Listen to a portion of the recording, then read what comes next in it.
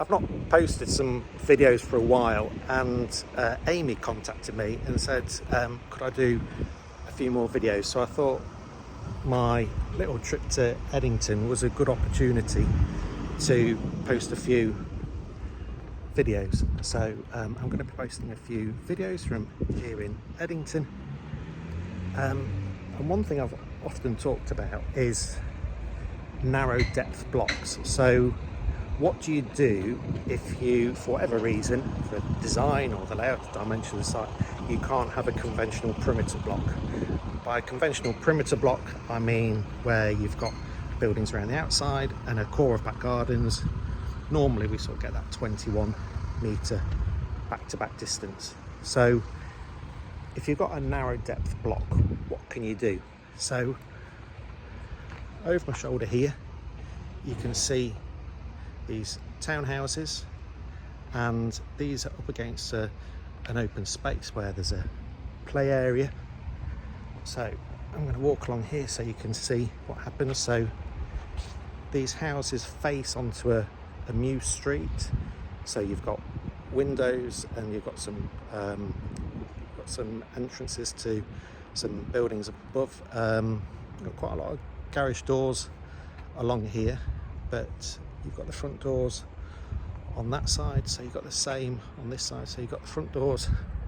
And I'm walking along the length of the block here, and we're now up against the open space. So these are the semi-private rear amenity spaces for these homes. So you haven't got a conventional perimeter block. Instead you've got this sort of effectively an open back, and this works to a degree because you've got lots of windows, you've got the balconies, but you've also got a boundary treatment. That's not a solid high wall or fence. It's not going to appeal to everybody. Some people want very private garden spaces, but what you have here at Eddington, lots of schemes in Cambridge, is you've got private sort of terraces up higher on a lot of the buildings, so you've got more private spaces there. So a few other things point out, but you've got swales along the street, so you've got these depressions, so really nice ways to capture and manage surface water. These sort of bridges across the people's front doors. Just heading on to a street called Huxley Row, and this is interesting. So Huxley Row there, it's entirely car free. So I guess the idea of a living street almost, this idea that people will use streets more for play, socialisation, getting to know their neighbours.